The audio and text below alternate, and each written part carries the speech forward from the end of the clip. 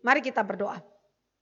Bapa di dalam kerajaan surga, kami mengucap syukur kepada Allah kami yang hidup, Bapa, Putra, dan Roh Kudus yang telah menyertai kehidupan kami sampai dengan hari ini, menguatkan jiwa kami oleh firman-Mu, menguatkan jiwa kami oleh puji-pujian yang memuliakan Tuhan di dalam hidup kami, sehingga pada hari ini lagi kami boleh diperkenankan Tuhan untuk memasuki lagi pembelajaran firman Allah.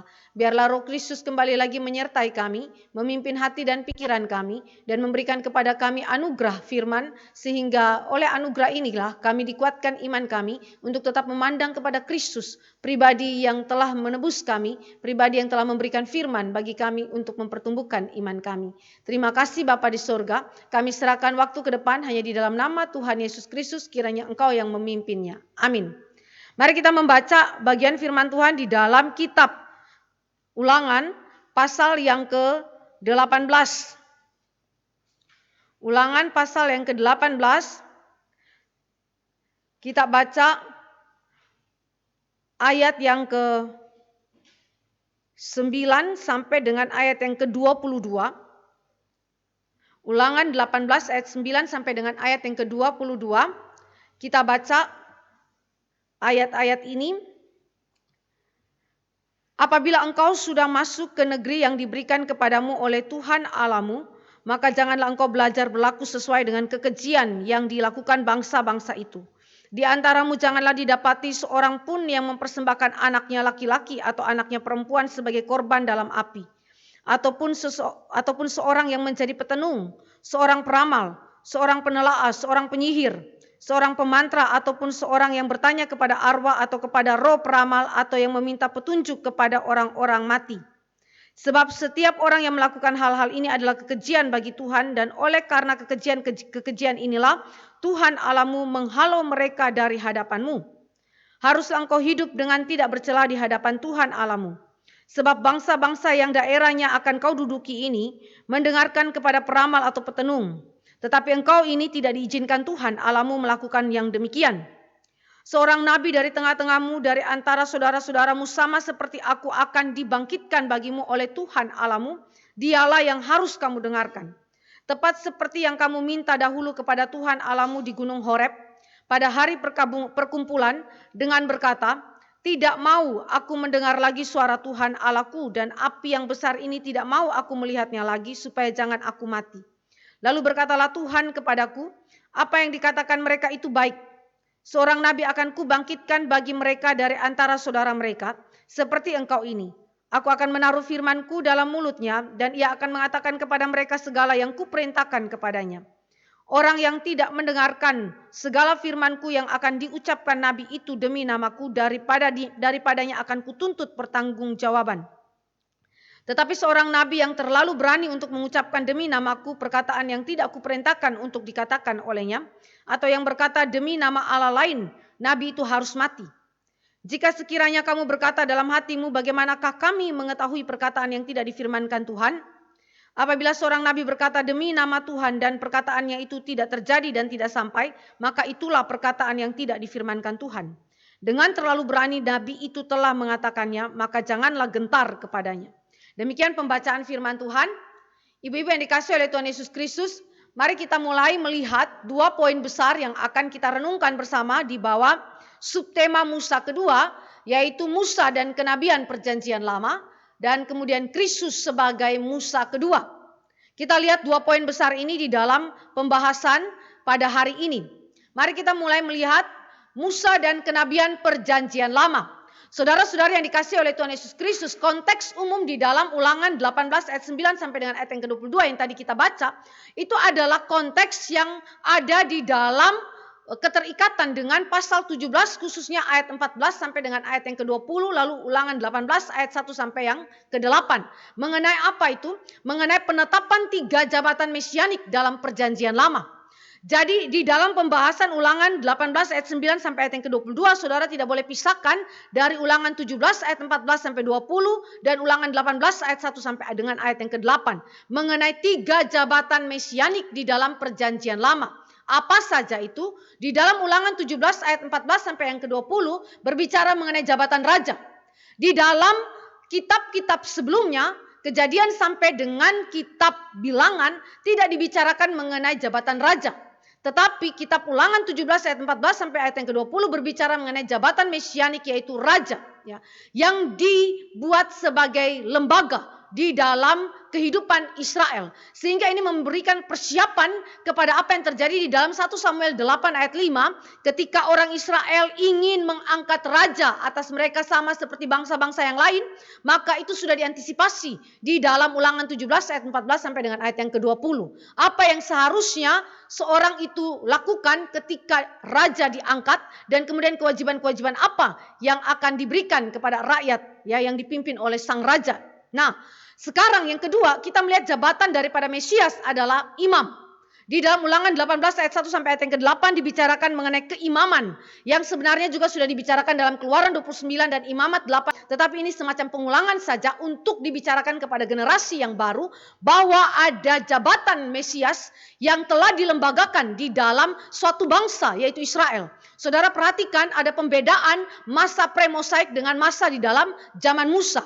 Apa itu? Yaitu pelembagaan 3 jabatan mesianik di dalam satu umat atau suatu bangsa yang dipimpin oleh Allah secara teokrasi.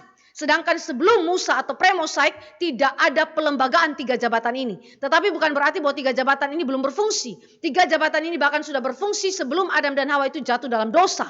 Adam dan Hawa dipanggil Allah sebagai raja, imam, dan nabi yang melayani raja di atas segala raja. Tetapi oleh karena dosa, maka 3 jabatan ini tidak dapat dilakukan dengan maksimal.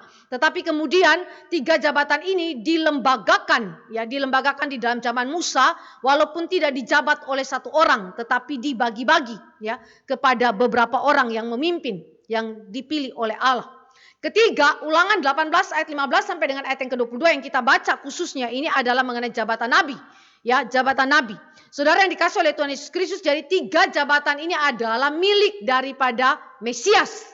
Ya, kalau saudara mengetahui apa itu Mesias, kita ingat kepada 3 jabatan ini. Jadi raja di dalam perjanjian lama adalah jabatan Mesias, imam dan juga nabi dalam perjanjian lama adalah jabatan Mesias.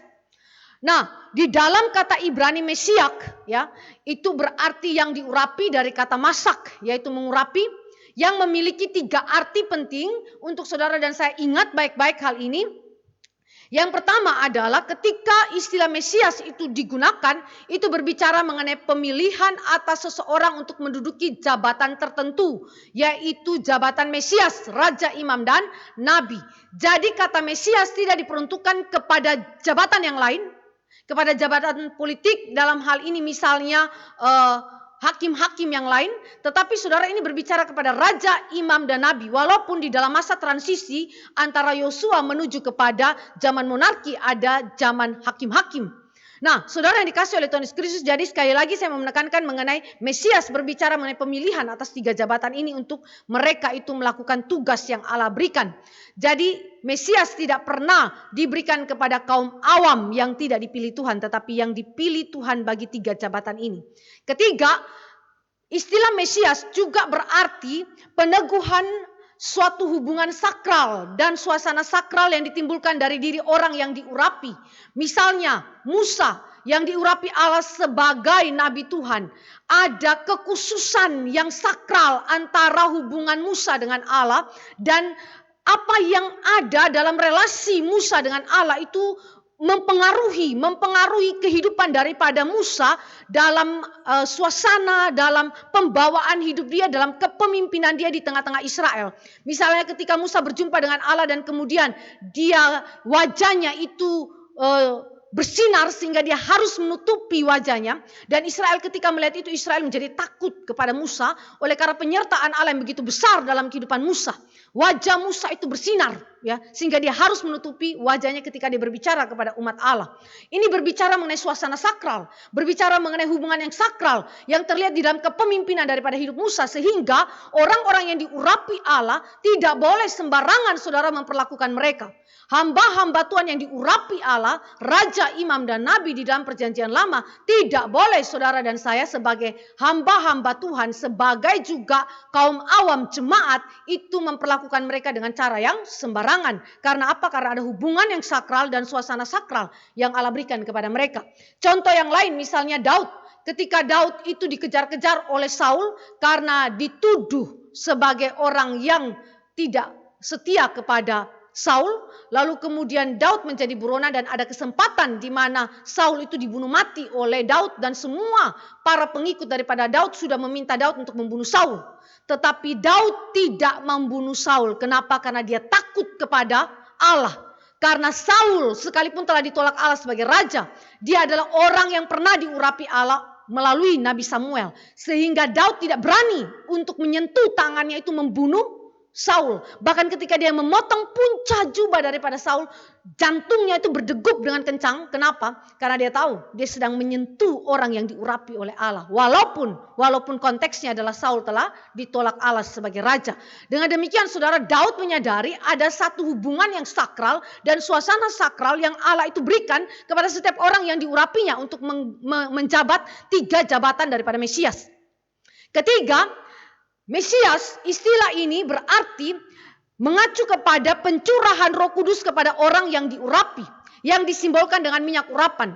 Nabi, raja, dan imam itu diurapi oleh Allah dengan minyak. Dan minyak ini adalah minyak yang khusus dengan ramuannya yang khusus. Ya, misalnya Imam Besar Harun diurapi oleh Musa. Minyak urapan itu tidak boleh dikenakan kepada kaum awam. Jadi ini adalah khusus sekali yang diperuntukkan untuk sebagai simbol pencurahan Roh Kudus atas orang yang diurapi Allah. Dan dengan demikian kuasa Roh Kudus menyertai dia untuk menjalankan tugas Mesias ini ya, 3 jabatan kemesiasan ini. Nah, saudara yang dikasih oleh Tuhan Yesus Kristus, dengan demikian kita melihat bahwa di dalam konteks Musa dan kenabian perjanjian lama, Musa maupun para nabi setelah dia adalah orang-orang yang menjabat jabatan Mesias. Dengan dipilih khusus oleh Allah, diteguhkan di dalam relasi yang khusus dengan Allah yang sakral itu, dan kemudian dicurahkan Roh Kudus dan diberikan kuasa untuk menjalankan jabatan kenabian. Maka mereka adalah orang-orang yang tidak boleh sembarangan diperlakukan oleh orang Israel. Harus dihormati, harus didengarkan pengajaran mereka, harus mengikuti kepemimpinan mereka karena mereka berada di bawah pemilihan daripada Allah, di bawah kepemimpinan langsung daripada Allah. Nah, di dalam perjanjian lama, baik Musa maupun di dalam kenabian perjanjian lama memiliki karakteristik ya, dan juga tugas yang unik sekali yang berbeda daripada imam maupun raja. Karakteristik dan tugas kenabian perjanjian lama, mari kita mulai lihat. Pertama, karakteristik kenabian perjanjian lama.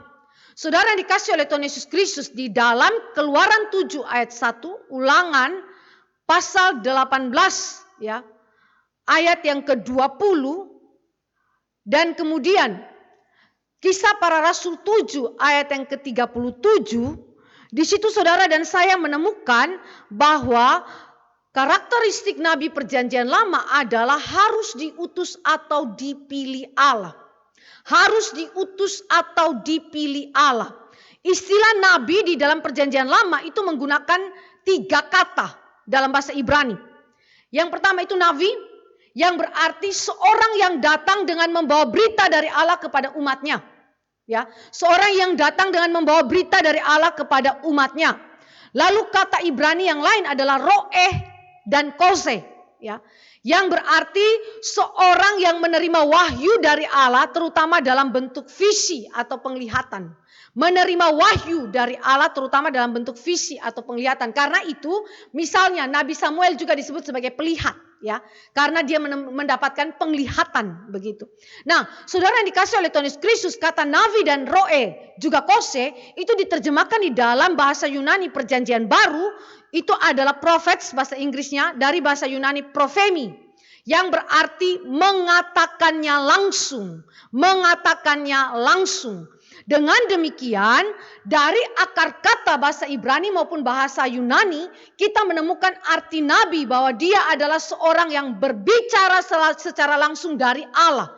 Berbicara secara langsung dari Allah. Berarti nabi adalah utusan Allah yang berbicara atas nama Allah kepada manusia, kepada umat Allah. Nabi adalah utusan Allah secara langsung, juru bicara Allah secara langsung. Dengan demikian, nabi tidak dapat berbicara atas namanya sendiri. Nabi tidak dapat menyatakan apa yang menjadi kehendak atau isi hatinya. Tetapi nabi hanya berbicara sebatas apa yang diwahyukan oleh Tuhan, sebatas apa yang difirmankan oleh Tuhan, sebatas apa yang diperlihatkan Allah kepada nabi itu untuk disampaikan. Jadi dia tidak boleh melewati batas bersangkutan. Dengan demikian saudara dan saya menemukan bahwa karakteristik kenabian perjanjian lama sangat terikat kepada Allah di dalam pengutusan dan pemilihan kekal Allah bagi para nabi ini.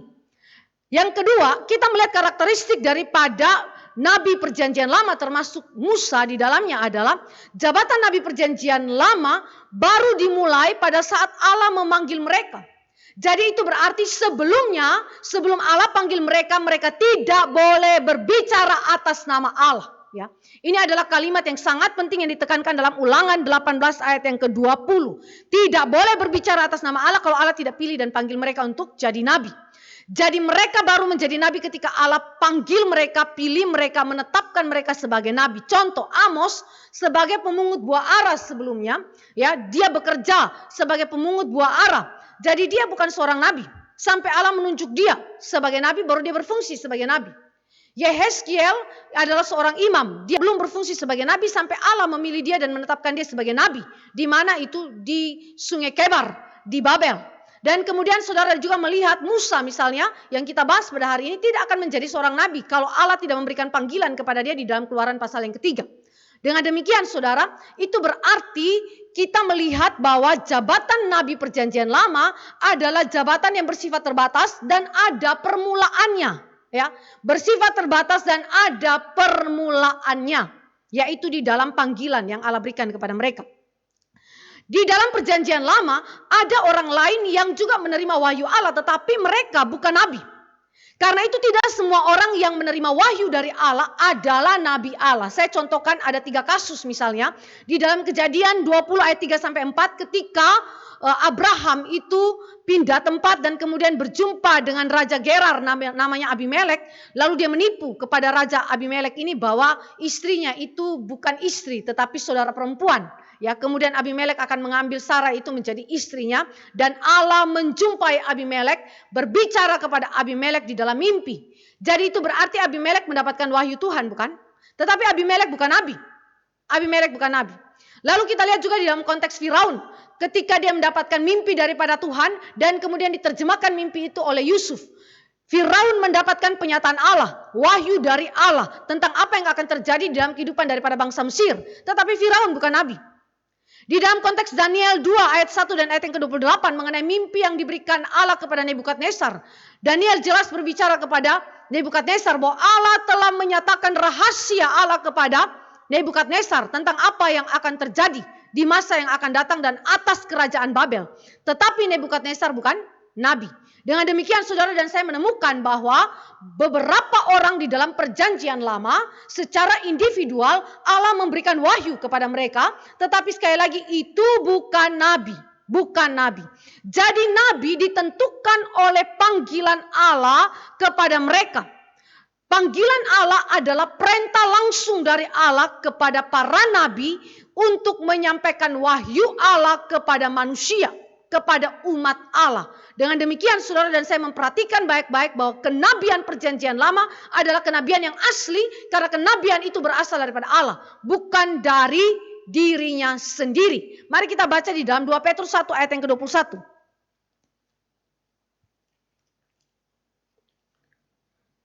Di dalam 2 Petrus pasal yang 1 ayat yang ke-21. Sebab tidak pernah nubuat dihasilkan oleh kehendak manusia, tetapi oleh dorongan Roh Kudus orang-orang berbicara atas nama Allah. Ini adalah kalimat di dalam Petrus yang meneguhkan mengenai karakteristik kenabian perjanjian lama dan juga karakteristik daripada kenabian Musa itu sendiri. Jadi Musa tidak akan berbicara kalau Allah tidak mendorong dia oleh pekerjaan Roh Kudus. Jadi wahyu Allah hanya diperintahkan oleh Allah untuk dinyatakan berdasarkan panggilan Allah bagi para nabi. Kedua, mari kita lihat tugas daripada kenabian perjanjian lama. Di dalam tugas perjanjian lama itu bersifat pasif sekaligus aktif. Pasif sekaligus aktif. Kenapa? Pasif karena para nabi diurapi. Para nabi dipanggil, dipilih oleh Allah. Tidak mengurapi dirinya sendiri. Dan para nabi menerima firman dari Allah, bukan yang menjadi sumber daripada firman Allah. Ini adalah sesuatu yang pasif, penerima. penerima daripada firman Allah. Allah menaruh firman itu pada mulut mereka dan kemudian mereka memberitakannya kepada umat Israel. Sekaligus aktif tugas daripada kenabian perjanjian lama. Dalam hal apa itu? Melakukan tugas yang ditetapkan Allah, yaitu memberitakan apa yang telah mereka terima dari Allah, yakni kehendak, yaitu firman Allah kepada umat Allah. Tadi saya sudah katakan bahwa ini adalah juru bicara Allah, bicara langsung atas nama Allah kepada umatnya. Dan apa yang dibicarakan? Yang dibicarakan adalah kehendak Allah. Yang dibicarakan adalah firman Allah yang diwahyukan. Jadi dasar daripada pewahyuan yang mereka terima di dalam perjanjian baru, kita menemukan bahwa segala tulisan diilhamkan oleh Allah. Dengan demikian saudara dan saya menemukan bahwa di dalam perjanjian lama maupun perjanjian baru, dasar daripada seluruh pewahyuan adalah inspirasi Roh Kudus. Nubuat tidak pernah datang daripada kehendak manusia, tetapi nubuat dihasilkan daripada dorongan Roh Kudus yang mengacu kepada apa? Inspirasi Roh Kudus. Pekerjaan Roh Kudus yang mendorong, menggerakkan seseorang untuk kemudian melakukan apa yang dikehendaki Allah, yaitu memberitakan wahyu yang telah diinspirasikan kepadanya. Saudara yang dikasih oleh Tuhan Yesus Kristus, jadi dengan demikian seluruh pemberitaan daripada para nabi adalah didasarkan kepada pewahyuan yang diinspirasikan oleh Roh Kudus. Nah, apa saja sarana yang dipakai oleh Allah di dalam pewahyuan perjanjian lama kepada para nabi? Saudara dan saya menemukan di dalam beragam tulisan perjanjian lama, di sana pewahyuan itu adalah mencakup sarana-sarananya mimpi, penglihatan, nubuat, atau Allah itu berbicara langsung dengan mereka, ya. Para nabi berbicara langsung dengan Allah juga. Jadi di sini adalah kita menemukan beberapa sarana-sarana yang Allah pakai untuk menyatakan pewahyuan Dia, menyatakan kehendak Dia kepada para nabi. Dengan demikian saudara dan saya menemukan bagaimana otoritas ilahi yang ada di dalam segala tulisan daripada para nabi, segala perkataan daripada para nabi yang kita terima di dalam perjanjian lama. Metode penyampaiannya saudara itu adalah bisa secara lisan maupun secara nyata melalui tindakan nubuatan, ya. Saudara bisa lihat itu misalnya di dalam Bilangan 12 ayat yang ke-6, ya. Kita menemukan di dalam seluruh metode penyampaian yang ada baik secara lisan maupun melalui tindakan-tindakan nubuatan itu mencakup isinya. Itu di dalam ada perintah, ya, ada peringatan, ada berkat-berkat Allah bagi orang-orang yang taat kepada Allah. Ada janji-janji pengharapan kepada umat Allah bagi mereka yang bertobat dari dosa-dosanya. Allah memberikan pengharapan, pemulihan atas mereka. Tetapi juga teguran yang keras bagi dosa-dosa Israel dan penghakiman, kecaman yang keras kepada setiap dosa-dosa Israel untuk membawa umat Allah itu kembali kepada kebenaran secara moral maupun spiritual. Itu dilakukan baik oleh Musa maupun para nabi setelah Musa. Dan kemudian para nabi juga bernubuat tentang masa depan, ya, prediksi kepada masa yang akan datang, baik yang terjadi dalam jangka waktu yang pendek atau dekat maupun jangka waktu yang panjang atau jauh. Jadi dengan demikian saudara dan saya melihat bahwa di dalam cara yang lisan maupun di dalam secara tindakan-tindakan nubuatan saudara dan saya bisa melihat itu misalnya Hosea harus menikahi Gomer, ya saudara, ya, sebagai tindakan simbolis, atau Yehezkiel memiliki tindakan simbolis di dalamnya. Saudara melihat begitu banyak hal tindakan-tindakan simbolis yang Allah berikan untuk menunjukkan kepada kita apa yang dimaksudkan Tuhan bagi umat Allah, apa yang mau dikehendaki Allah disampaikan kepada umat Allah melalui para nabi. Dengan demikian saudara dan saya menemukan di dalam karakteristik maupun tugas kenabian beberapa aspek yang merupakan ciri khas daripada kenabian perjanjian lama dan juga Musa. Apa itu saudara? Kenabian perjanjian lama adalah suatu posisi yang ditetapkan oleh Allah. Posisi yang ditetapkan oleh Allah. Mesias adalah pribadi yang diurapi Allah dengan panggilan khusus, termasuk di dalamnya adalah raja dan imam juga nabi, di mana panggilan itu merupakan realisasi daripada ketetapan kekal Allah. Dari realisasi ketetapan kekal Allah, memang Allah sudah merancangkan untuk memilih Musa, merancangkan untuk memilih para nabi perjanjian lama untuk kemudian dijadikan sebagai nabi-nabinya. Jadi Allah memang telah menetapkan, ya, suatu posisi yang ditetapkan Allah. Kedua, kita menemukan bahwa kenabian perjanjian lama adalah kenabian yang memiliki otoritas ilahi, ya. Memiliki posisi yang berotoritas karena berasal daripada Allah. Mesias dalam hal ini adalah mewakili Allah. Nabi adalah wakil Allah sebagai utusan Allah di hadapan manusia dalam hal menyatakan firman Allah. Ini adalah otoritas kenabian kepada manusia. Jadi para nabi berotoritas bukan dari dirinya sendiri, tetapi karena Allah memberikan otoritas itu dan firman yang dikatakan kepada manusia yang berasal daripada Allah sendiri. Jadi otoritas para nabi itu bukan dikenal di dalam ketenaran dia. Bukan dikenal di dalam kemampuan kefasihan lidah dia dalam menyampaikan firman. Bukan dikenal di dalam hal-hal yang lain. Ya, karakter hidup dia, perilaku hidup dia dan hal-hal yang lain, bukan. Tetapi keunikan daripada nabi perjanjian lama yang sejati termasuk Musa adalah di dalam apa? Di dalam penetapan Allah bagi dia, panggilan pilihan Allah bagi dia, pengurapan Allah bagi dia, dan firman Allah yang dikumandangkannya.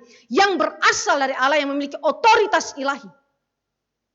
Ketiga, seorang nabi adalah memiliki posisi yang digerakkan oleh Roh Kudus. Suatu posisi yang dipenuhi oleh Roh Kudus, suatu posisi yang kemudian tidak dijalankan dengan kekuatan atau kuasa manusia, tetapi dijalankan oleh kuasa Roh Kudus. Karena itu saudara, ketika Raja Saul mencoba menjalankan tanggung jawab dia, perintah Allah dengan kemampuan dirinya sendiri dan dengan nalar dia sendiri, dengan pertimbangan-pertimbangan dan kebijakannya sendiri, akibatnya dia jatuh dalam dosa dan dia ditolak oleh Allah.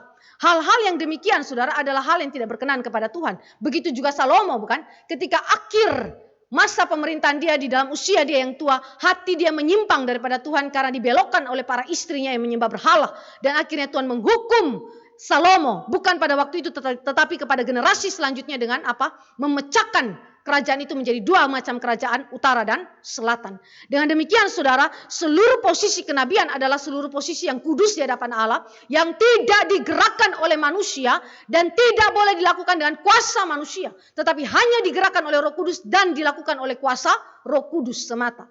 Jadi saudara yang dikasih oleh Tuhan Yesus Kristus, ini adalah sesuatu keunikan yang dimiliki oleh Musa dan kenabian perjanjian lama, yang kemudian nantinya di dalam Musa yang kedua, Kristus juga melakukan hal yang sama. Kristus juga melayani dengan cara yang sama, dengan otoritas yang sama. Walaupun kita tahu bahwa di sisi yang lain Kristus melampaui kenabian perjanjian lama. Nah, mari kita mulai masuk ke dalam hal yang kedua. Poin yang kedua mengenai Kristus Musa kedua. Kristus adalah Musa yang kedua. Apa keunikan jabatan kenabian Musa daripada kenabian-kenabian setelah Musa? Saudara yang dikasih oleh Tuhan Yesus Kristus, Nabi Musa adalah nabi terbesar di dalam seluruh kenabian perjanjian lama. Saya ulangi, Nabi Musa adalah nabi terbesar di antara seluruh kenabian perjanjian lama. Bahkan dia hampir-hampir saja dijadikan seperti Tuhan oleh Israel. Ya, saudara yang dikasih oleh Tuhan Yesus Kristus, contoh. Di dalam Israel Utara, kerajaan utara yang berpusat di Samaria, setelah mereka hancur dan kemudian dibuang ke tanah Asyur dan kemudian tidak pernah kembali lagi menjadi sebuah kerajaan, mereka memiliki kitab Samaria atau Samaritan, ya, kita sebut sebagai Samaritan Text, ya, kitab Samaria, ya, di mana mereka hanya menerima 5 kitab Musa Pentateuk sebagai kitab yang berotoritas ilahi. Mereka begitu mengagungkan Musa, sangat-sangat mengagungkan Musa. Dan bahkan mereka menantikan Musa yang akan datang. Musa kedua itu mereka mengatakan bahwa akan lahir Musa yang kedua. Akan lahir Musa yang kedua. Tetapi siapa dia? Tidak ada yang tahu. Dan itu yang diungkapkan oleh perempuan Samaria kepada Yesus. Engkau adalah seorang nabi yang akan datang itu. Yang dijanjikan di dalam kitab Samaria itu atau Samaritan Text. Karena mereka sangat memegang apa yang dikatakan oleh Musa. Musa diterima sebagai nabi terbesar di dalam keseluruhan hidup daripada Israel, ya, termasuk di dalam konteks daripada orang Samaria. Nah, mari kita lihat keunikan daripada jabatan Musa yang membedakan dia daripada nabi-nabi lainnya dan yang membuat dia terbesar dari antara seluruh nabi lainnya. Pertama, kita tahu bahwa Nabi Musa memiliki jabatan nabi sejak dia dipilih oleh Allah dan ditetapkan oleh Allah sebagai juru bicara Allah, di mana di dalam kitab Keluaran. Di dalam kitab Keluaran pasal 3 ayat yang ke-10 jelas sekali di situ bahwa Allah mengutus Musa untuk pergi kepada Israel, membawa Israel keluar dari Mesir dan memimpin mereka memasuki tanah Kanaan. Nah, Musa juga sebagai nabi dia memiliki fungsi secara pasif dan aktif seperti yang tadi saya sudah katakan di dalam karakteristik kenabian perjanjian lama. Secara pasif dia diurapi oleh Allah dia menerima firman langsung dari Allah, dan secara aktif dia memberitakan firman kepada umat Allah. Dia rajin mengajar kepada umat Allah, bahkan di dalam kitab Ulangan ada sekian sesi khotbah daripada Musa sebelum dia itu dipanggil Tuhan, kembali kepada Tuhan di atas gunung Pisgah. Nah, saudara yang dikasih oleh Tuhan Yesus Kristus, dengan demikian kenabian Musa adalah kenabian yang asli, yang berotoritas ilahi, yang berasal dari Allah sendiri. Yang kedua, kita lihat keunikan daripada Nabi Musa adalah dia pengantara dari hukum-hukum Allah. Tidak ada satu nabi di dalam perjanjian lama selain Musa yang menjadi pengantara dari hukum-hukum Allah, baik itu 10 hukum Allah dekalog, baik itu adalah tulisan-tulisan, ya, dalam hal ini adalah hukum sipil maupun hukum-hukum seremonial. Saudara, ini adalah hal yang diberikan Allah khusus bagi Musa. Dan saudara perhatikan, Musa karena dia adalah pengantara yang berdiri di antara Allah dan Israel untuk menjadi penerima daripada dekalog, hukum sipil, hukum seremonial, maka itu menjadi dasar konstitusional bagi berdirinya Israel sebagai suatu bangsa, umat pilihan Allah. Saudara, dasar konstitusional, ya, dasar konstitusional, kalau kita mau katakan dia adalah perintis, ya, atau dalam hal ini tanda petik kita katakan pendiri, tanda petik, pendiri konstitusi daripada undang-undang dasar bangsa Israel yang bersifat teokrasi itu, yang kemudian akan menjadi undang-undang konstitusi daripada bangsa Israel di dalam zaman monarki dan seterusnya. Saudara yang dikasih oleh Tuhan Yesus Kristus, berarti peran daripada Musa begitu amat penting. Berdirinya bangsa itu dan hukum konstitusi itu begitu penting. Saudara, Indonesia merdeka, apa yang pertama kali dibuat oleh Soekarno-Hatta? Undang-undang dasar yang menjadi konstitusi daripada negara Indonesia. Harus ada. Di dalam pendirian sebuah negara harus ada undang-undang konstitusi yang menjadi dasar, yang menjadi acuan daripada seluruh keputusan-keputusan yang diambil oleh pemerintah, mulai dari atas sampai kepada rakyat, ya. Semuanya harus mengacu kepada undang-undang konstitusi. Saudara, dengan demikian ini adalah sesuatu yang begitu penting yang tidak diberikan Allah kepada nabi lain kecuali kepada Musa. Yang ketiga, Musa adalah pemimpin dan penyelamat bagi bangsa Israel. Dia dipilih Allah untuk memimpin Israel keluar dari Mesir masuk tanah Kanaan. Dan sekaligus dia adalah penyelamat. Karena di dalam peristiwa Exodus dia adalah pemimpinnya. Dia adalah pribadi yang membawa Israel keluar dari Mesir, dari tanah perbudakan. Sekaligus Musa adalah pribadi yang membuat segala tanda mujizat, tanda-tanda ajaib di Mesir dan di antara bangsa Israel yang tidak diulang kembali kepada para nabi lainnya. Mari kita baca teks ini.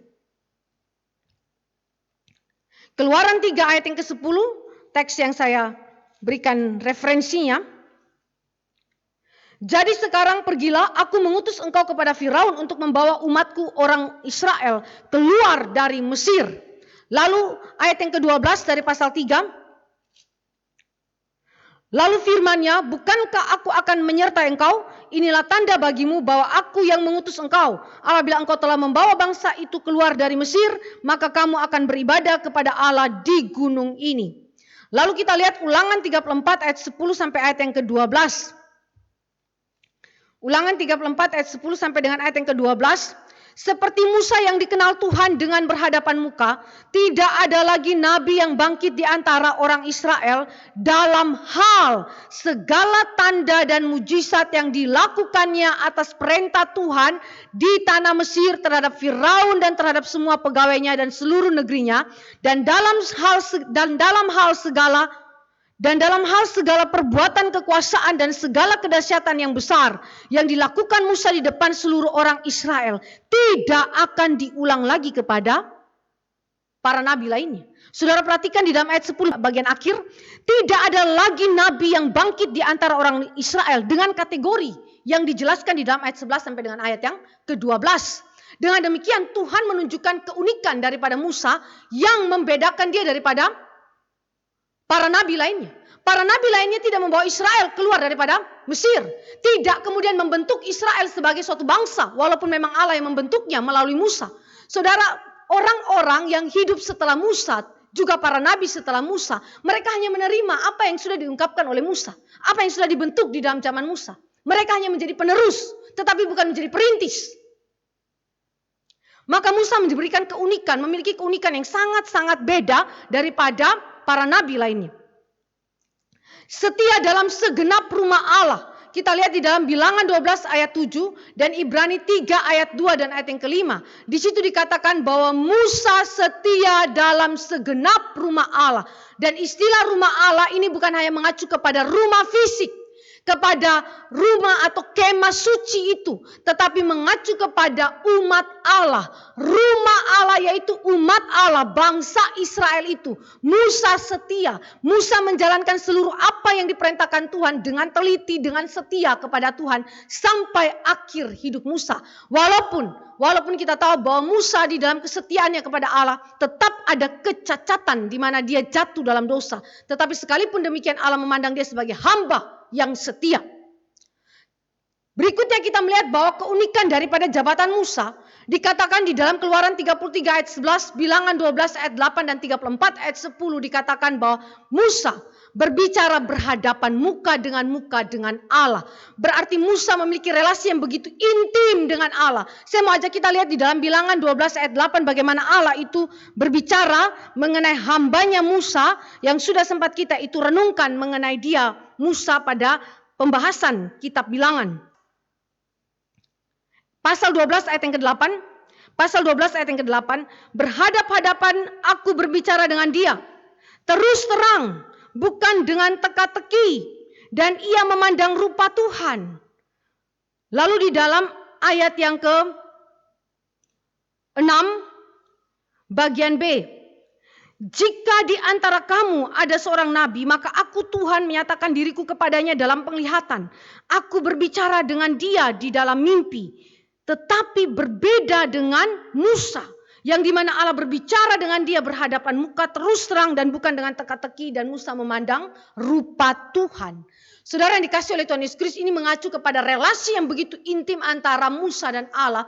Dia berjumpa dengan Allah, dia melihat Allah di dalam kekhususan yang tidak dibukakan kepada kita. Bagaimana dia memandang Allah, bagaimana dia berjumpa dengan Allah selain daripada kita melihat bahwa dia itu melihat pertama kali di dalam Keluaran 3 di mana semak duri yang menyala tetapi tidak dibakar atau tidak dimakan oleh api.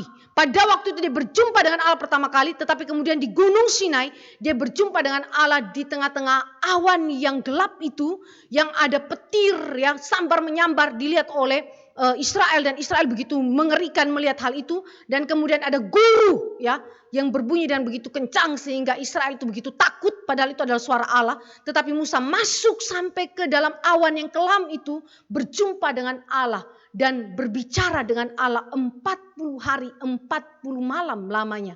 Ya, dia berbicara dengan Allah. Apa saja yang dibicarakan Allah, dibicarakan Musa dengan Allah, kita tidak tahu dengan persis. Yang jelas hukum-hukum Allah diberikan kepada Musa, termasuk Dekalog, dan bagaimana blueprint daripada kemah suci dan kemudian seluruh konsep perabotan dan juga tata ibadah yang ada, ya, hukum sipil, hukum seremonial diberikan Allah dengan begitu detail kepada Musa. 40 hari 40 malam bicara dengan Allah berhadapan muka dan memandang Allah. Di dalam hal ini Allah tidak menjelaskan kepada kita bagaimana Musa memandangnya, tetapi yang jelas ini berbicara mengenai relasi yang begitu intim sekali antara Allah dan Musa yang tidak diberikan secara spesifik kepada nabi-nabi lain. Tetapi ini diberikan secara khusus kepada Musa. Kepada nabi lain Allah beri penglihatan, kepada nabi lain Allah beri mimpi, tetapi Allah tidak berbicara seperti dia berbicara kepada Musa. Di titik ini menjadi keunikan daripada Musa yang membedakan dia daripada nabi-nabi lainnya. Dan dikatakan juga di dalam Bilangan 12 ayat 3, di tengah-tengah penolakan Israel kepada Musa, dikatakan bahwa Musa adalah seorang yang lembut hati. Tidak ada satu orang pun yang sama seperti dia.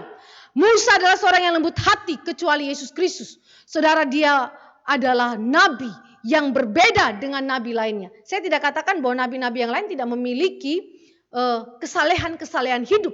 termasuk kelembutan hati. Tetapi yang saya mau katakan adalah bahwa kelembutan hati Musa, sebagaimana kita sudah bahas di dalam kitab Bilangan, berhadapan dengan ketegar tengkukannya Israel. 40 tahun lamanya dalam perjalanan itu tidak mudah. Dan bagaimana dia begitu rendah hati di hadapan Tuhan, menahan ya dengan kuasa Roh Kudus dan kesabaran yang begitu luar biasa, menanggung segala penderitaan itu dan memikul semuanya itu. Bahkan Musa berdoa syafaat bagi Israel di tengah-tengah penolakan atas Musa dan bahkan di tengah-tengah kejahatan yang dilakukan oleh Israel dengan mendirikan anak lembu emas yang melawan Tuhan secara langsung. Tetapi Musa itu menyatakan kelembutan jiwa dia melalui apa? Doa syafaat. Dia berdoa bagi Israel, mewakili Israel dan meminta belas kasih Tuhan atas Israel supaya Tuhan mengampuni dosa-dosa Israel dan jangan membinasakan atau memunahkan hidup mereka. Saya mau ajak kita lihat bagaimana Musa punya doa yang indah sekali dalam Keluaran 32 ayat 30 sampai 32. Bagaimana kasih dia yang begitu dalam kepada umat Allah, bahkan dia mau mati bagi umat Allah demi untuk umat Allah itu diselamatkan. Keluaran 32 ayat 30 sampai dengan ayat yang ke-32. Kita lihat di situ. Keesokan harinya berkatalah Musa kepada bangsa itu, "Kamu ini telah berbuat dosa besar. Tetapi sekarang aku akan naik menghadap Tuhan. Mungkin aku akan dapat mengadakan pendamaian karena dosamu." Lalu kembalilah Musa menghadap Tuhan dan berkata, bangsa ini telah berbuat dosa besar, sebab mereka telah membuat alat emas bagi mereka. Tetapi sekarang kiranya engkau mengampuni dosa mereka itu. Dan jika tidak, hapuskanlah kiranya namaku dari dalam kitab yang telah kau tulis. Dia rela mati, dia rela tidak diselamatkan untuk apa? Keselamatan bagi umat Allah, yaitu Israel. Pembangkang-pembangkang itu, pemberontak-pemberontak itu kepada Allah dan kepada Musa. Saudara, ini adalah sebuah buah kasih yang amat dalam. Kelembutan jiwa yang amat dalam. Menghadap penolakan yang begitu keras. Menghadap kejahatan manusia yang begitu keras. Tetapi dia berendah hati, begitu rendah hati. Menanggung semuanya itu, bahkan membawa mereka, mewakili mereka di dalam doa. Dan bahkan merelakan nyawanya, keselamatannya demi keselamatan Israel. Saudara yang dikasih oleh Tuhan Yesus Kristus, kasih yang sebegini dalam. Kalimat yang sebegini dalam, saudara, keluar daripada mulut Musa yang menunjukkan keunikan Musa, cinta kasih Musa yang amat dalam kepada umat Israel. Saudara-saudara yang dikasih oleh Tuhan Yesus Kristus, Bapak Ibu, kita lihat bagaimana Tuhan itu memimpin kita melihat keunikan daripada jabatan kenabian Musa yang membuat dia itu lebih besar, lebih tinggi dan kemudian dihormati oleh orang-orang Israel dengan begitu mengagungkan dia karena dia memiliki keunikan yang begitu berbeda daripada para nabi lainnya. Sekarang mari kita lihat nubuatan Musa di dalam pasal 18 ayat 15 dan ayat yang ke-18. Musa berkata bahwa Allah akan membangkitkan dari tengah-tengahmu, dari antara saudara-saudaramu, seorang nabi yang sama seperti aku. Ya, yang sama seperti aku. Ini adalah nubuatan Nabi Musa tentang akan datangnya nabi. Tetapi bukan bicara mengenai nabi-nabi yang menjadi para nabi selanjutnya setelah Musa. Tetapi ini spesifik mengacu kepada Nabi Musa kedua yang akan datang. Nah, saudara yang dikasih oleh Tuhan Yesus Kristus, saya mau menekankan satu poin ketika Musa itu mengatakan bahwa Allah akan membangkitkan dari antaramu, dari saudara-saudaramu seorang yang sama seperti aku, yaitu seorang nabi. Saya mau katakan bahwa Musa setelah dia mati bukan berarti bahwa jabatan kenabian itu berhenti. Jabatan kenabian tetap berlangsung. Oleh karena apa? Jabatan kenabian tidak terletak kepada Nabi Musa. Tetapi jabatan kenabian terletak kepada apa? Kepada ketetapan kekal Allah. Allah yang menetapkan jabatan itu ada, maka Allah yang kemudian melanjutkan jabatan kenabian itu kepada para nabi lainnya setelah kematian Musa. Maka saudara yang dikasih oleh Tuhan Yesus Kristus, kematian Musa adalah bukan akhir daripada jabatan kenabian, tetapi sekaligus juga kita menemukan bahwa di dalam nubuatan Musa sebelum dia mati, dia menubuatkan akan datangnya seorang nabi yang bukan mengacu kepada para nabi lainnya setelah dia, tetapi seorang nabi yaitu Musa kedua yang akan datang sama seperti aku. Nah, saudara, keunikan daripada nabi yang akan datang adalah dia dibangkitkan dari antara orang Israel. Tidak dikatakan bahwa nabi itu dari mana asal sukunya, tetapi dia adalah dari keturunan Israel asli.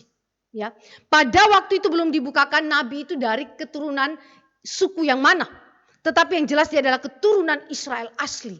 Yang mengacu bahwa dia adalah seorang manusia yang dipilih dan ditetapkan Allah untuk berbicara atas nama Allah kepada umat Allah.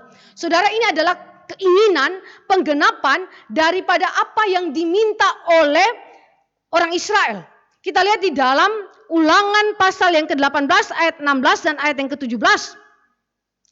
Ketika peristiwa di Horeb itu, kita ingat ini adalah peristiwa yang dicatat di dalam Keluaran dan kemudian di dalam Ulangan pasal yang ke-5 juga dicatat di sana, bahwa ketika Musa itu berhadapan dengan Israel di Gunung Sinai di hadapan Allah, Allah berbicara secara langsung dengan mereka dari Gunung Sinai. Mereka begitu ketakutan dan kemudian mereka minta kepada Tuhan agar Musa saja yang menjadi perantara dari mereka. Mari kita lihat Ulangan 5 misalnya, yang berbicara dari ayat yang keempat. Tuhan telah bicara dengan berhadapan muka dengan kamu di gunung dan di tengah-tengah api. Aku pada waktu itu berdiri antara Tuhan dan kamu untuk memberitahukan firman Tuhan kepadamu. Sebab kamu takut kepada api dan kamu tidak naik ke gunung. Dan ia berfirman, akulah Tuhan Allahmu yang membawa engkau keluar dari tanah Mesir, dari tempat perbudakan. Saudara perhatikan, sebab kamu takut kepada api dan kamu tidak naik ke gunung, dan ia berfirman. Jadi itu berarti kalimat yang sama yang diungkapkan di dalam Ulangan 18 ayat 16 sampai dengan ayat yang ke-17. Bahwa orang Israel begitu takut berhadapan dengan Tuhan dan mereka minta agar Musa yang mewakili mereka. Dan Musa berkata bahwa karena keinginanmu itu dipandang baik oleh Tuhan, maka Allah mengangkat Musa sebagai pengantara atas Israel, ya, yang berbicara langsung dengan Allah. Dan pribadi yang akan datang itu, nabi yang akan datang yang sama seperti aku itu akan dibangkitkan dari antara engkau, dari antara orang Israel. Dia adalah manusia. Dia adalah manusia yang dipilih Allah, ditetapkan Allah untuk berbicara atas nama Allah kepada umatnya. Dan dia memiliki jabatan dan fungsi pelayanan yang sama seperti yang dimiliki oleh Musa. Dan yang ketiga, nabi yang sama seperti aku itu, Allah akan menaruh firman pada mulutnya. Dan semua umat Allah harus mendengarkannya. Jika tidak, maka dihukum oleh Allah. Jadi ini adalah 4 ciri yang menunjuk kepada nabi yang akan datang. Yang dinubuatkan oleh Musa. Maka orang Israel akan memperhatikan. Nabi yang dimaksudkan oleh Musa ini yang mana? Maka setelah Musa mati mereka mulai melihat para nabi demi para nabi Tuhan bangkitkan. Setelah Musa mati kemudian Yosua, para hakim-hakim itu bukan nabi tetapi Samuel. Setelah Musa, Samuel dibangkitkan oleh Allah sebagai hakim, ya, dan kemudian dia juga sebagai nabi yang berbicara atas nama Allah kepada Israel. Samuel dan kemudian para nabi selanjutnya dibangkitkan oleh Tuhan. Israel mulai menanti-nantikan di manakah nabi yang dimaksudkan oleh Musa itu. Di manakah nabi yang dimaksudkan oleh Musa itu sebagai penyelamat atas kami? Ketika kami itu kemudian dianiaya, ditindas oleh bangsa-bangsa kafir. Di mana nabi yang menyelamatkan kami seperti Musa? Apakah Daniel menyelamatkan kami? Apakah Yehezkiel menyelamatkan kami? Apakah Yeremia, Yesaya menyelamatkan kami? Tidak. Mereka tidak membawa Israel pulang dari tanah Babel menuju ke Kanaan. Allah yang membawa pulang Israel dari Babel menuju ke Kanaan. Para nabi, di mana mereka? Di mana mereka yang menjadi penyelamat? Ya, jadi mereka sungguh menantikan Musa kedua yang memiliki karakteristik seperti Musa, penyelamat, di mana mereka dibebaskan daripada tangan musuh. Ya, saudara, mereka sungguh-sungguh menginginkan nabi yang demikian. Karena sekalipun mereka pulang dari tanah Babel menuju ke tanah Kanaan, mereka tetap berada di bawah penjajahan daripada kekuasaan asing, ya. Jadi mereka bukan orang merdeka seperti waktu Musa itu melepaskan mereka dari Mesir dan membawa masuk mereka ke Kanaan dan kemudian dibawa kepemimpinan dari Yosua. Mereka menjadi bangsa yang merdeka, mereka menjadi bangsa yang menikmati segala macam kelimpahan berkat daripada Tuhan. Lalu di manakah Musa kedua itu? Ya, jadi mereka menanti-nantikan sepanjang berabad-abad lamanya penggenapan janji Tuhan. Mereka memperhatikan setiap para nabi yang dimunculkan oleh Tuhan. Betul bahwa karakteristik daripada kenabian perjanjian lama ada di dalam setiap para nabi setelah Musa. Tetapi persoalannya adalah apa yang menjadi keunikan daripada nabi itu, Nabi Musa itu belum sepenuhnya terlihat di dalam diri para nabi setelah Musa. Nah, karena itu saudara, mereka menunggu Musa yang kedua. Sama seperti perempuan Samaria itu yang memiliki teks Samaria itu, bahasa Samaria yang di dalam kitab Samaria yang menerima Pentateuk itu, mereka menantikan Nabi Musa yang kedua. Dan mari kita lihat Nabi Musa yang kedua itu adalah Sang Kristus itu sendiri yang kita tahu bahwa Yesus sendiri menyatakan dirinya sebagai Nabi. Mari kita baca di dalam Kisah Rasul 3 ayat 22 dan Kisah Rasul 7 ayat 37 yang menunjukkan dengan jelas penggenapan ayat firman Tuhan ini. Kisah Rasul 3 ayat 22.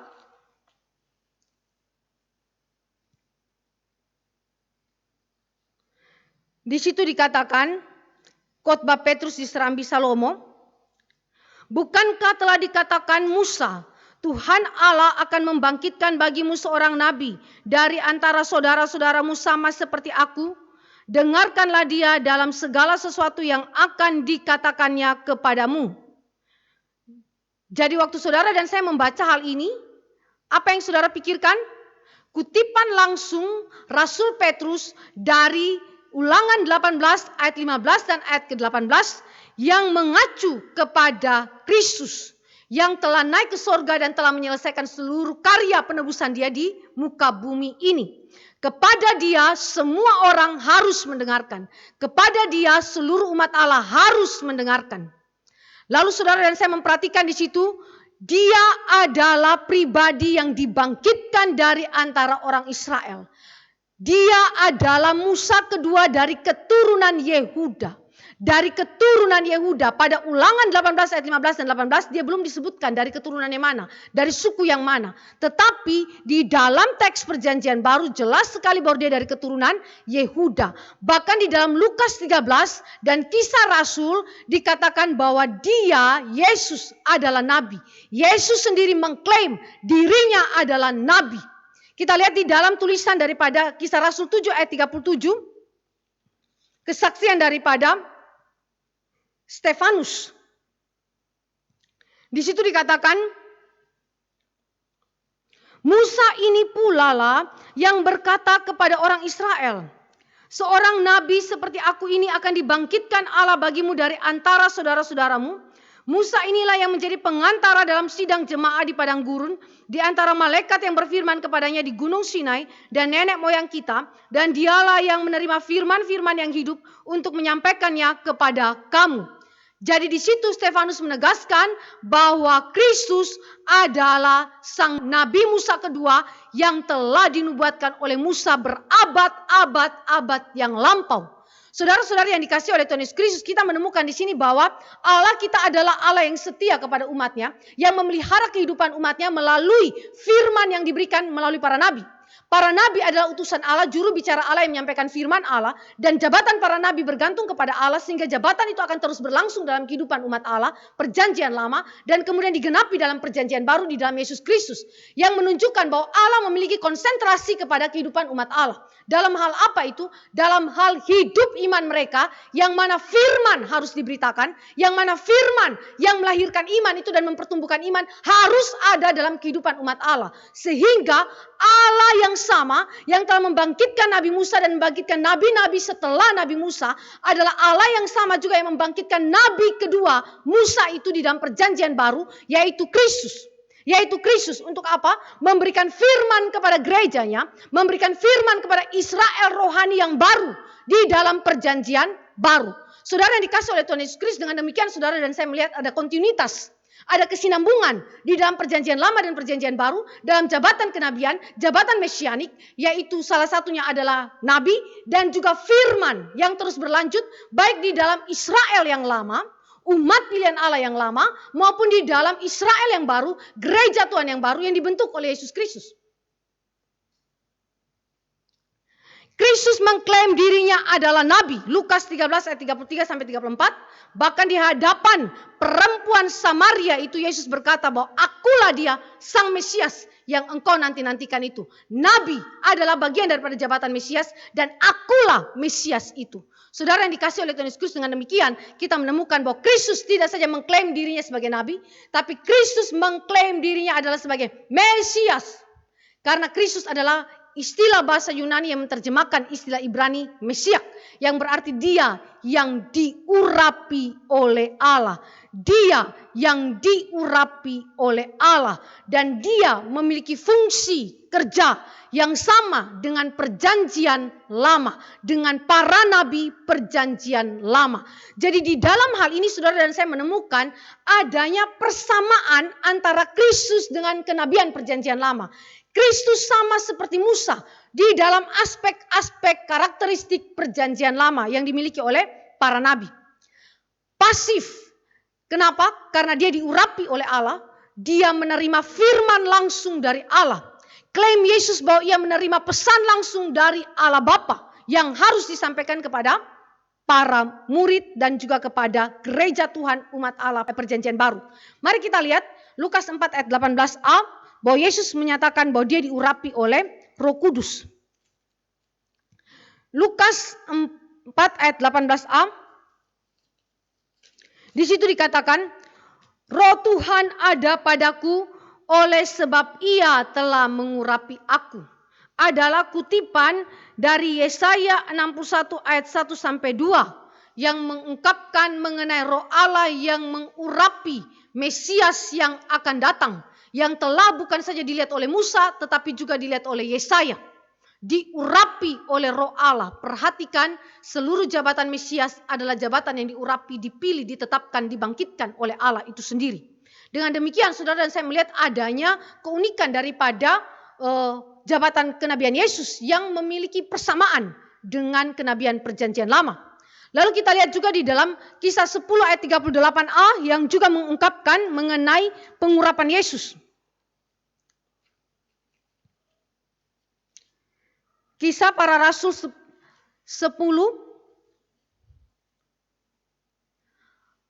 ayat yang ke-38a.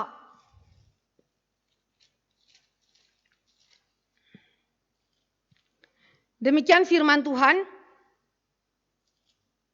yaitu tentang Yesus dari Nazaret, bagaimana Allah mengurapi dia dengan Roh Kudus dan kuat kuasa dia yang berjalan berkeliling sambil berbuat baik dan menyembuhkan semua orang yang dikuasai iblis sebab Allah menyertai dia. Penjelasan daripada Petrus kepada Kornelius tentang siapa itu Yesus dari Nazaret. Dia adalah nabi yang diurapi oleh Allah. Dia adalah Tuhan, dia adalah Mesias itu sendiri. Dia adalah pribadi yang memberitakan firman dari Allah, menerima firman dari Allah. Kita lihat misalnya Yohanes yang ke-8 ayat 26 sampai 28, di situ juga mengungkapkan klaim Yesus mengenai dia menerima langsung firman yang berasal daripada Allah Bapa. Yohanes 8 ayat 26. Di situ dikatakan, banyak yang harus kukatakan dan kuhakimi tentang kamu, akan tetapi dia yang mengutus aku adalah benar, dan apa yang kudengar daripadanya itu yang kukatakan kepada dunia. Apa yang kudengar daripadanya itu yang kukatakan kepada dunia. Kalau saudara dan saya memperhatikan hal ini, maka Yesus mengklaim bahwa dia menerima firman langsung dari Allah Bapa. Dan seluruh teks-teks lainnya yang saya berikan di dalam ayat-ayat referensi di slide, saudara bisa baca dan renungkan. Di situ jelas bahwa Yesus menyatakan apa yang dia sampaikan berasal dari Bapa. Dan Yesus aktif memberitakan firman kepada umat Allah. Dia mengajar. Tadi di dalam Kisah Rasul 10 ayat 38, dia berkhotbah. Dia berkeliling sambil berbuat baik. Dia membuat banyak mujizat, dia menyembuhkan banyak orang sakit. Dia melakukan semuanya itu sebagai bagian daripada tugas pemberitaan firman Tuhan yang dilakukan secara aktif kepada umat Allah. Yesus adalah nabi. Dia adalah nabi yang agung. Dia adalah pribadi yang sama seperti nabi-nabi perjanjian lama. Karena dia adalah pribadi yang diurapi Allah, dia adalah pribadi yang dipilih Allah, ditetapkan Allah, dan secara aktif memberitakan firman yang dia terima langsung daripada Allah Bapa di sorga. Dan Kristus memiliki juga persamaan dengan Musa. Karena itu dia disebut sebagai Musa kedua dalam hal apa?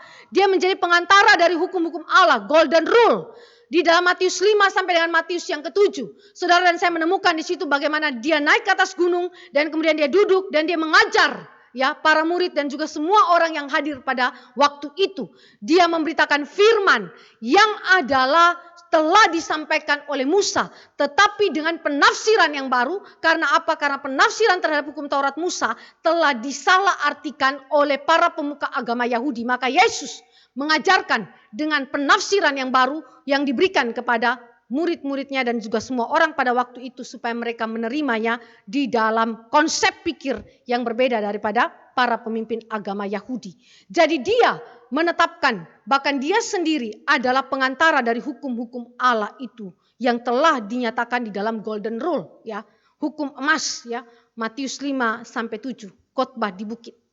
Yesus juga sama seperti Musa, adalah pemimpin penyelamat, bahkan hakim atas umatnya. Kita lihat di dalam teks-teks yang ada, kita menemukan bahwa Yesus memiliki kesejajaran dengan Musa. Sehingga tadi saya katakan bahwa penantian orang Israel terhadap Nabi Agung itu, ketika mereka melihat kepada para nabi yang hadir setelah Musa, mereka menanti-nantikan keunikan karakteristik yang sama dengan Musa, dan mereka tidak menemukan semuanya ada pada para nabi setelah Musa. Ketika mereka berjumpa dengan Yesus, mereka tahu bahwa Yesus adalah nabi setelah Musa yang adalah nabi kedua itu yang dinubuatkan. Kenapa? Karena memiliki kemiripan, memiliki persamaan dengan Musa. Dan yang berikutnya dikatakan bahwa Yesus adalah anak yang setia dalam segenap rumah Allah. Ibrani 3 ayat 2 dan 5. Mari kita baca teks ini. Sebagaimana Musa itu adalah setia dalam segenap rumah Allah, begitu juga sang anak setia dalam segenap rumah Allah. Kita lihat di dalam Ibrani 3 ayat 2 dan 5. Di situ dikatakan, imam besar yang kita akui yaitu Yesus, yang setia kepada Dia yang telah menetapkannya, yaitu Allah Bapa, sebagaimana Musa pun setia dalam segenap rumahnya. Bapak Ibu lihat di situ ada tulisan yang begitu penting sekali, bahwa sebagaimana Musa, Yesus pun setia dalam segenap rumahnya. Jadi apa yang diungkapkan di dalam karakteristik daripada Musa juga berpadanan dengan apa yang merupakan karakteristik daripada Kristus sebagai nabi. Di dalam teks kita, Yohanes 1 ayat 14, 10 ayat 15a dan seterusnya, saudara juga menemukan bahwa karakteristik Musa berbicara berhadapan muka dengan Allah juga adalah merupakan karakteristik daripada anak Allah, yaitu Yesus Kristus yang adalah Musa kedua. Dia berhadapan muka dengan Allah, dia memiliki hubungan yang intim, bahkan di dalam Yohanes 1 ayat yang ke-14. Di situ dikatakan bahwa dia adalah sang firman itu sendiri yang menjadi daging. Dia adalah anak tunggal Allah itu sendiri. Di dalam ayat yang ke-18 daripada Yohanes pasal yang pertama, kita menemukan bahwa di situ jelas sekali hubungan yang begitu intim antara Kristus dan Allah Bapa. Bahkan dalam teks-teks referensi selanjutnya kita menemukan bahwa Yesus menunjukkan bahwa Dia dan Bapa adalah satu. Dia dan Bapa adalah satu adanya. Berarti Dia dan Bapa memiliki hubungan yang eksklusif, hubungan yang begitu dekat, hubungan yang begitu intim. Nanti saya akan tunjukkan bahwa ternyata hubungan ini adalah hubungan yang melampaui daripada hubungan Musa dan Allah, ya. Selanjutnya kita menemukan bahwa di dalam Matius 11 ayat 29 dan Yohanes 1 ayat yang ke-11, di situ dikatakan bahwa Yesus juga mengalami hal yang sama seperti yang dialami oleh Musa. Dia ditolak. Dia datang kepada milik kepunyaannya, tetapi milik kepunyaannya itu menolak dia. Sekalipun demikian, Matius 11 ayat 29 berkata bahwa belajarlah padaku, aku adalah lemah lembut dan rendah hati. Jadi Yesus berkata bahwa Dia adalah pribadi yang lemah lembut, sama seperti waktu Musa itu dikatakan oleh Allah, Dia adalah pribadi yang lembut hati. Yesus juga mengatakan dirinya, ya, kalau Musa disaksikan oleh Allah, Musa engkau adalah lembut hati. Tapi Yesus bilang, aku adalah pribadi yang lemah lembut dan rendah hati. Belajarlah padaku. Saudara yang dikasih oleh Tuhan Yesus Kristus, Yesus juga adalah seorang pendoa syafaat. Dia adalah nabi yang agung. Dia berdoa syafaat dalam Yohanes 17 ayat 9. Dia berdoa bukan saja bagi domba-dombanya yang adalah orang Israel, tetapi juga bagi domba-domba lain yang ada di dalam kandang yang lain, yaitu mereka yang dipilih Allah dari bangsa-bangsa non-Yahudi. Dia mendoakannya. Dan begitu juga dalam Ibrani 5 ayat yang ke-7. Di situ dikatakan bahwa di dalam kehidupannya dia menaikkan doa-doa kepada Allah dengan ratap tangis dan keluh kesah di hadapan Tuhan. Saudara yang dikasih oleh Tuhan Yesus Kristus, dengan demikian seluruh karakteristik daripada Musa, tidak ada secara penuh kepada nabi-nabi yang lain setelah Musa, tetapi hanya ada secara penuh di dalam diri daripada Yesus Kristus, Sang Musa kedua yang telah datang itu, yang sudah kita lihat di dalam kehidupan perjanjian baru yang dicatat dalam Alkitab yang sudah kita terima hari ini. Jadi saudara yang dikasih oleh Tuhan Yesus Kristus, dengan demikian kita menemukan bahwa siapakah Musa kedua yang sama seperti Musa pertama itu, yang dinubuatkan di dalam perjanjian lama. Dia adalah Kristus dengan karakteristik-karakteristik yang ada yang sama seperti Musa. Tetapi di sisi yang lain, Kristus adalah Musa kedua yang lebih tinggi melampaui dari Musa. Kalau Musa adalah nabi yang tertinggi, yang termulia, yang terbesar di antara para nabi perjanjian lama, Kristus adalah nabi yang agung yang melampaui Musa dan seluruh kenabian perjanjian lama. Jadi dia lebih tinggi, supremasi Kristus yang melampaui Musa, nabi yang agung. Saudara, mari kita lihat di dalam teks-teks Alkitab. Kita baca setiap teks ini supaya saudara dan saya memahami dengan begitu jelas bahwa karakteristik daripada Kristus sebagai nabi itu melampaui daripada Musa perjanjian lama. Yohanes 1 ayat 1. Pada mulanya adalah firman. Firman itu bersama-sama dengan Allah dan firman itu adalah Allah. Lalu 1 Petrus 1 ayat yang ke-11. 1 Petrus 1 ayat yang ke-11. Dan mereka, yaitu para nabi yang meneliti keselamatan, dan mereka meneliti saat yang mana dan yang bagaimana yang dimaksudkan oleh Roh Kristus yang ada di dalam mereka, yaitu Roh yang sebelumnya memberikan kesaksian tentang segala penderitaan yang akan menimpa Kristus dan tentang segala kemuliaan yang menyusul sesudah itu. Roh Kristus, ya. Jadi itu berbicara mengenai kehadiran Kristus yang telah ada dalam perjanjian lama. Ibrani 1 ayat yang kedua. Saya baca dari ayat yang pertama. Setelah pada zaman dahulu Allah berulang kali dan dalam pelbagai cara berbicara kepada nenek moyang kita dengan perantaraan nabi-nabi, maka pada zaman akhir ini Ia telah berbicara kepada kita dengan perantaraan anaknya yang telah Ia tetapkan sebagai yang berhak menerima segala yang ada. Oleh Dia Allah telah menjadikan alam semesta. Jadi dari kalimat-kalimat ini saudara dan saya menemukan adanya karakteristik keunikan Kristus yang melampaui daripada Musa dan juga para nabi perjanjian lama, yaitu apa? Dia adalah Allah itu sendiri, dia adalah Sang Firman itu sendiri, dia adalah kebenaran itu sendiri. Dia karena adalah firman, maka dia menjadi sumber dan pemberi hukum itu sendiri. Sedangkan Musa adalah alat atau sarana yang dimana Allah menyatakan firman kepada umatnya. Tetapi dia, Musa, bukanlah sumber. Tetapi Yesus Kristus adalah pribadi yang mewahyukan firman itu. Karena dia adalah Sang Firman. Pribadi kedua Allah Tritunggal, pencipta alam semesta ini, yang kepadanya segala sesuatu bertekuk lutut dan menyembah Dia. Yang kedua, Kristus karena adalah kebenaran Sang Firman Allah itu sendiri, maka Dia adalah inti, Dia adalah penafsir dan penerap yang sempurna dari hukum itu sendiri. Dia adalah inti karena dari Kejadian sampai dengan kitab Maleakhi, inti utama yang menjadi benang merah penghubung daripada seluruh kitab-kitab itu adalah Kristus. Saudara membaca Alkitab bisa paham karena saudara memahami Kristus. Kristus menjadi benang merah sekaligus kunci yang membuka pengertian saudara untuk menghubungkan setiap bagian-bagian kitab di dalam perjanjian lama. Dan mengerti arti daripada perjanjian lama, seluruh kitab perjanjian lama 39 itu dan ditafsirkan dengan benar, bahkan diterapkan secara benar di dalam kehidupan saudara dan saya. Dan itu dilakukan oleh Yesus Kristus. Di dalam Matius dikatakan bahwa aku datang bukan untuk meniadakan hukum Taurat, tetapi aku datang untuk menggenapi seluruh hukum Taurat. Bahkan satu iota pun tidak akan terlewatkan. Dengan demikian dia adalah inti, dia adalah penafsir dan penerap sempurna dari hukum itu sendiri. Sedangkan Musa, di dalam dia memberikan firman Tuhan, dia memberikan berdasarkan wahyunya, wahyu Allah, dia menerapkan hukum-hukum Allah tidak sempurna. Ya, Musa masih berbuat dosa, tetapi Yesus tidak berbuat dosa. Di dalam hal ini, Yesus adalah Nabi Agung yang melampaui daripada Musa.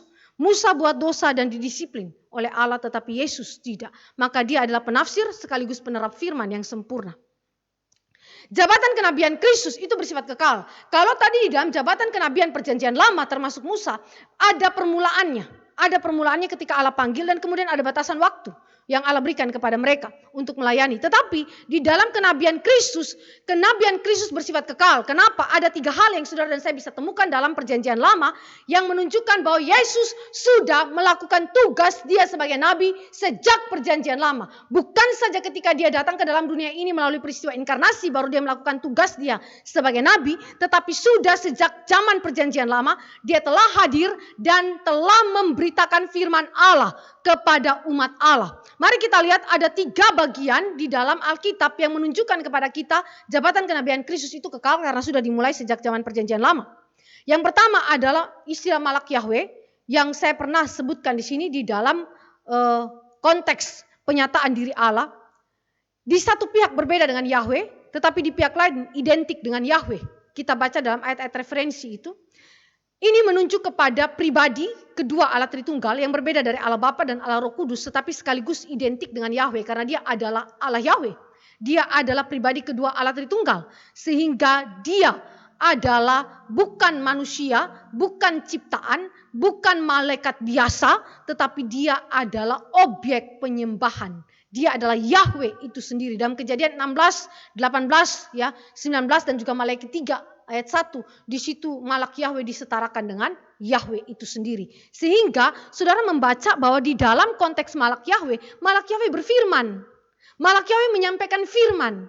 Dan Malak Yahweh itu mengacu kepada pra-inkarnasi daripada Yesus Kristus. Yesus Kristus telah hadir dalam perjanjian lama di dalam rupa Malak Yahweh yang bukan ciptaan. Yang juga bukan malaikat biasa.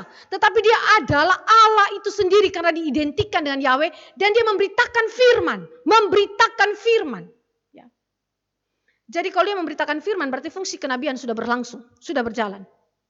Yang kedua, di dalam perjanjian lama ada bentuk-bentuk hikmat yang diungkapkan dengan dipersonifikasikan. Dijadikan seperti manusia. Misalnya Mazmur 33 ayat 4 dan 6, Amsal 8 ayat 12, 31, dan juga hal-hal yang lain saudara temukan di dalam kitab-kitab puitis. Di situ misalnya, hikmat berseru-seru, hikmat memanggil, hikmat mengajar, hikmat kemudian menyampaikan hal-hal yang penting kepada umat Allah untuk didengarkan dan diikuti. Ya, jadi itu berarti hikmat dipersonifikasikan. Kalau hikmat itu di dalam bahasa Yunaninya itu firman atau logos. Ya. Hikmat di dalam bahasa perjanjian lama diterjemahkan ke dalam bahasa Yunani perjanjian baru adalah firman atau logos. Yang kalau diungkapkan di dalam bahasa puitis perjanjian lama itu dibentuk dalam bentuk-bentuk personifikasi, bentuk-bentuk manusia. Ya, memanggil, menasehati, mendidik, ya, itu adalah hal-hal yang dipersonifikasikan. Dengan kata lain, orang Yahudi waktu melihat hikmat, memandang hikmat, memiliki konsep hikmat itu bukan sekedar kata-kata abstrak. Tetapi hikmat itu adalah pribadi, lebih tepatnya pribadi. Hikmat itu dilihat di dalam konsep Yahudi sebagai pribadi. Karena itu saudara, waktu Yohanes mengatakan bahwa Kristus adalah sang firman, dia berpribadi, dia adalah Allah itu sendiri, maka itu berarti menyatakan bahwa hikmat yang dipersonifikasikan di dalam perjanjian lama adalah firman atau logos yang telah berinkarnasi menjadi manusia. Pribadi Allah yang menjadi manusia, yang berbicara kepada manusia,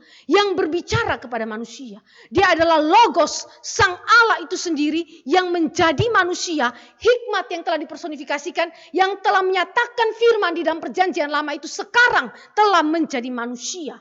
Dan kemudian menyatakan kehendak Allah, dan bahkan dia sendiri adalah firman itu sendiri yang telah dinyatakan kepada manusia. Ketika dia datang ke dalam dunia ini. Dengan demikian saudara, jabatan kenabian Kristus adalah jabatan yang kekal adanya, yang berbeda daripada jabatan kenabian perjanjian lama Musa sampai dengan para nabi Maleaki yang terakhir ya saudara. Beda sekali. Kenapa? Karena Kristus memiliki sifat atau karakteristik yang melampaui daripada kenabian perjanjian lama. Dan yang ketiga, kita menemukan dalam 1 Petrus 1 ayat 11 di situ dikatakan bahwa Roh Kristus, ya. Kalau saudara kembali ke dalam 1 Petrus 1 ayat 11, saya bacakan kembali kalimat ini. Dan mereka yaitu para nabi meneliti saat yang mana dan yang bagaimana yang dimaksudkan oleh Roh Kristus yang ada di dalam mereka, yaitu Roh yang sebelumnya memberi kesaksian tentang segala penderitaan yang akan menimpa Kristus dan tentang segala kemuliaan yang menyusul sesudah itu.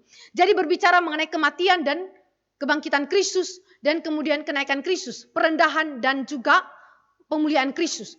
Saudara, itu sudah diketahui oleh perjanjian lama. Melalui apa? Melalui Roh Kudus yang disebut sebagai Roh Kristus. Kristus punya nama dikaitkan dengan Roh Kudus untuk menunjukkan bahwa Kristus telah hadir dalam perjanjian lama, telah mewahyukan firman kepada para nabi melalui pekerjaan Roh Kudus. Kenapa? Karena Petrus mengenakan nama Roh dengan Kristus, disandingkan secara bersama-sama untuk menunjukkan bahwa pekerjaan Roh Kudus dalam perjanjian lama adalah pekerjaan yang bersaksi tentang Kristus, menyatakan firman Kristus kepada umat Allah. Sama seperti apa yang dikatakan dalam Yohanes 14, Yesus berkata, "Aku akan mengutus seorang penolong yang lain yang akan bersaksi tentang aku. Dia akan berkata-kata dari aku." Seluruh perkataannya itu adalah berasal daripada Kristus. Dengan demikian, saudara, apa yang dikatakan di dalam Yohanes 14 dengan apa yang diungkapkan di dalam 1 Petrus 1 ayat 11 dan apa yang terjadi di dalam perjanjian lama, bagaimana penyataan diri Kristus, firman yang disampaikan melalui Roh Kudus tentang perendahan diri Kristus dan peninggian diri Kristus, itu semua mengungkapkan bahwa kenabian Kristus adalah kenabian yang kekal, yang tidak ada permulaannya. Sudah dimulai di dalam kekekalan dan sampai selama-lamanya dia adalah nabi kita. Dia adalah nabi yang agung, ya. Jadi itu berarti beda dengan Musa maupun jabatan para nabi lainnya yang ada permulaan dan batasannya. Yesus punya tidak ada permulaan karena sudah di dalam kekekalan sampai kekal untuk selama-lamanya. Kristus dalam supremasinya sebagai nabi agung, dia setia sebagai anak tunggal Allah, sedangkan Musa setia sebagai pelayan di dalam segenap rumah Allah. Beda. Anak tunggal Allah dan pelayan itu beda, saudara. Anak tunggal Allah menyatakan apa? Posisi Kristus yang berbeda daripada posisi Musa. Ibrani pasal yang ketiga langsung menunjukkan judulnya. Yesus lebih tinggi daripada Musa. Kenapa? Karena dia anak. Musa ditempatkan dalam rumah Tuhan untuk apa? Melayani anak. Saudara perhatikan, Musa melayani anak. Tetapi keunikannya, kesetiaan Yesus melampaui daripada kesetiaan Musa. Karena apa? Anak tunggal Allah, pribadi kedua Allah Tritunggal itu mau datang dengan setia melayani kita, manusia-manusia yang berdosa. Ya saudara, ini menjadi supremasi yang membedakan Musa daripada Kristus. Musa melayani Kristus, tetapi Kristus datang untuk melayani siapa? Melayani kita, orang-orang yang berdosa melalui karya penebusan dia. Termasuk melayani siapa? Musa. Saudara, ini keunikan yang luar biasa diungkapkan oleh Ibrani. Ibrani menegaskan Kristus lebih tinggi dari Musa. Musa melayani Kristus. Tapi uniknya waktu Kristus datang, Musa kedua itu datang, dia melayani begitu rendahnya. Ya, menempatkan dirinya begitu rendahnya. Sehingga dia harus melayani saudara dan saya. Dan termasuk Musa. Melalui pengorbanan dia. Setia sampai akhir di dalam rumah Tuhan. Melayani Tuhan. Kristus adalah pemimpin dan penyelamat yang membawa umatnya menikmati keselamatan yang kekal melalui pengorbanan dirinya. Musa berbeda. Orang yang keluar dari Eksodus pertama, ya, keluar dari Mesir masuk ke tanah Kanaan. Banyak yang mati bukan di dalam dosa. Seluruh tindakan Eksodus itu secara fisik tidak dapat menyelamatkan manusia. Tetapi Eksodus yang dikerjakan oleh Yesus Kristus, Eksodus yang baru melalui karya pengorbanan dia adalah bersifat kekal. Semua orang yang dipimpin Kristus, semua orang yang diselamatkan Kristus tidak akan binasa. Kalimat daripada Yesus. Semua orang yang diberikan Bapa kepada Kristus tidak akan binasa. Karena apa? Karena aku menjaga mereka. Aku memelihara mereka di dalam nama Bapa. Dengan demikian Musa, sekalipun nabi yang terbesar, tetapi dia tidak bisa peliharakan iman, tidak bisa selamatkan umat daripada Israel. Ya, dia hanya memimpin Eksodus secara fisik. Dia tidak dapat menyelamatkan manusia secara rohani. Tetapi Kristus memimpin Eksodus secara rohani dan memastikan keselamatan yang kekal bagi barang siapa yang percaya kepadanya, yang berada di bawah pimpinan daripada Kristus. Kristus adalah hakim yang agung yang menghakimi seluruh dunia, universal. Sorga dan bumi dihakimi oleh Kristus karena apa? Karena segala otoritas telah diberikan kepada Kristus. Kalimat Yesus di dalam Matius 28. Otoritas di sorga dan bumi telah ditaklukkan di bawah kuasa Kristus. Maka Musa adalah orang yang menjadi objek penghakiman Allah juga. Musa adalah menjadi objek penghakiman daripada Kristus. Ya, saudara lihat kenapa Musa didisiplinkan? Dan kenapa Musa tidak diizinkan masuk ke dalam tanah Kanaan yang fisik walaupun dia diizinkan masuk ke dalam tanah Kanaan surgawi? Membuktikan bahwa Musa bukan hakim. Walaupun di dalam pelayanan Musa dia juga berdiri sebagai hakim yang menghakimi Israel karena dia adalah nabi. Menegur dosa-dosa daripada Israel. Tetapi pada akhirnya Musa dihakimi Allah juga. Tetapi Kristus tidak dihakimi Allah karena dia berdosa, tidak. Tetapi dia dihakimi Allah karena dia mewakili kita, manusia yang telah jatuh dalam dosa. Dia dihakimi Allah karena perwakilan, mewakili umat pilihan Allah. Tetapi sekaligus dia yang mewakili kita dan memungkinkan engkau dan saya itu diselamatkan. Oleh karena dia dihakimi oleh Allah dan menanggung segala kutuk Allah. Tetapi sekaligus dia keluar sebagai pemenang dan dia adalah hakim yang agung. Yang menghakimi segala sesuatu. Saudara yang dikasih oleh Tuhan Yesus Kristus, ini menjadi keunggulan daripada kenabian Kristus. Dia adalah hakim yang agung. Dia nabi agung sekaligus hakim yang agung. Doa syafaat Kristus adalah doa yang bersifat kekal dan membawa manfaat kekal bagi umat Allah. Saudara perhatikan doa daripada Musa. Tuhan, hapuskan saja namaku dari kitab yang kau tulis demi keselamatan Israel. Tapi Tuhan jawab Musa apa? Yang berdosa yang namanya kuhapuskan. Artinya Allah tidak memperkenankan menjawab doa Musa. Karena apa? Bukan Musa yang mati menggantikan umat Allah. Tetapi siapa? Kristus. Doa Kristus adalah doa yang ultimat, doa yang menggantikan kita, doa yang kemudian menyelamatkan kita. Karena bukan Musa yang kemudian mati menanggung kutuk Allah, tetapi Kristus yang mati menanggung kutuk Allah. Karena Musa mati menanggung kutuk Allah, itu tidak mungkin untuk menyelamatkan umat Allah, tetapi Kristus mati menanggung kutuk Allah dan mungkin untuk menyelamatkan umat Allah.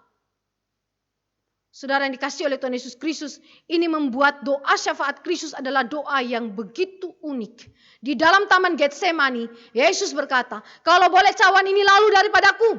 Tetapi jangan kehendakku yang jadi, tetapi kehendak Allah Bapa yang jadi. 3 kali dia berdoa hal yang sama.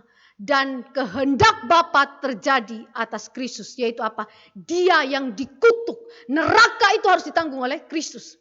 Musa minta neraka. Allah bilang tidak. Tetapi Musa kedua datang. Dan dia minta kalau boleh cawan ini lalu daripadaku. Kalau boleh neraka keterpisahan daripada Allah itu lalu daripadaku. Tapi Allah Bapa bilang kehendakku yang jadi. Maka Kristus minum cawan itu. Minum cawan itu. Neraka itu harus dipikul oleh Kristus. Untuk apa? Keselamatan itu terjadi. Maka doa syafaat Yesus beda dengan doa syafaatnya Musa. Doa syafaat Yesus adalah doa yang menembus sampai ke sorga. Doa yang bermanfaat kekal bagi umat pilihan Allah. Dan memberikan keselamatan bagi umat pilihan Allah. Perkataan Kristus adalah perkataan yang harus didengarkan. Jika tidak, pasti mendatangkan penghakiman dan penghukuman kekal Allah. Yohanes 3 ayat 36, Ibrani 12 ayat 25, Matius 17 ayat 5. Jelas sekali kalimat di situ. Barang siapa tidak mendengarkan kalimat, suara, perkataan daripada anak Allah, dari anak manusia, dia dihukum, dia berada di bawah murka Allah. Jadi ini adalah sesuatu yang penting sekali. Kenapa? Karena Allah Bapa di sorga telah memberikan pengumuman yang begitu jelas dalam Matius 17 ayat 5. Kita baca. Matius 17 ayat 5 memberikan konfirmasi kepada kita kalimat di dalam Ulangan bahwa Nabi kedua, atau Nabi Musa kedua yang akan datang itu harus didengarkan. Jika tidak, penghakiman akan turun. Matius 17 ayat 5. Di situ berbicara mengenai transfigurasi daripada Tuhan Yesus. Yesus dimuliakan di atas gunung. Lalu ayat yang kelima. Dan tiba-tiba sedang ia berkata-kata, turunlah awan yang terang menaungi mereka. Dan dari dalam awan itu terdengar suara yang berkata, inilah anak yang kukasihi. Kepadanya lah aku berkenan, dengarkanlah dia. Dengarkanlah dia. Kalimat ini dikumandangkan oleh Allah Bapa di sorga. Kepada siapa? Kepada murid-murid Kristus. Yang nanti akan menjadi sokok guru jemaat. Gereja Tuhan Perjanjian Baru. yang memimpin gereja itu. Maka saudara yang dikasih oleh Tuhan Yesus Kristus, jika para murid harus dengar, maka implikasinya apa? Seluruh gereja Tuhan yang didirikan di atas dasar Kristus harus mendengarkan Kristus. Saudara yang dikasih oleh Tuhan Yesus Kristus, ini adalah keunikan daripada seluruh kehidupan Kristus dan jabatan mesianik Kristus sebagai nabi. Dengan demikian saudara yang dikasih oleh Tuhan Yesus Kristus, kita menemukan bahwa Kristus adalah Musa kedua dengan supremasi, ya, supremasi yang melampaui daripada Musa yang pertama dan juga seluruh kenabian perjanjian lama, tetapi sekaligus dia adalah nabi yang juga sama dengan nabi-nabi perjanjian lama lainnya. Dia ditolak, dia dibunuh oleh orang-orang yang membenci dia, tetapi pada akhirnya oleh karyanya kita yang percaya kepadanya diselamatkan. Kiranya firman Tuhan hari ini membawa engkau dan saya mengingatkan kita sekali lagi betapa kasih Allah kepada kita. Musa dibangkitkan Tuhan untuk memberitakan firman sebagai wujud kasih Allah kepada umatnya, yang mengasihi umat Allah, memimpin umat Allah melalui para nabi dan firman-Nya. Begitu juga dalam perjanjian baru, Allah mengasihi umatnya dengan mengutus Nabi Musa kedua, yaitu Kristus, yang adalah sang firman, anak Allah yang hidup itu, datang kepada kita dan memberikan firman hidup itu bagi kita. Supaya apa? Supaya engkau dan saya diselamatkan. Supaya engkau dan saya memiliki hidup yang kekal. Supaya engkau dan saya bertumbuh di dalam iman, di dalam kekudusan yang sejati. Sehingga hidup kita bagi hormat kemuliaan nama Tuhan semata. Kiranya firman Tuhan ini memberkati kita semua. Mari kita berdoa. Bapa di dalam kerajaan sorga, kami datang kepada Tuhan bersyukur untuk kasih karunia Tuhan. Di mana kami belajar tentang Musa kedua. Kami bersyukur untuk anugerah Allah yang begitu besar, kami mengenal Kristus yang telah dinubuatkan oleh Musa sejak zaman perjanjian lama.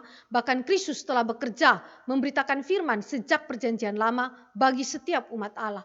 Kami bersyukur karena Engkau mengasihi kami dan menghadirkan para nabi, menghadirkan firman bagi kami. Begitu juga menghadirkan sang Kristus, sang firman hidup itu, dan firman itu bagi hidup kami.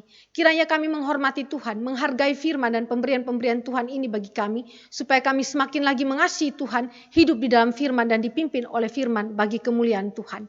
Dalam nama Yesus Kristus Tuhan kami berdoa dan menaikkan syukur. Amin.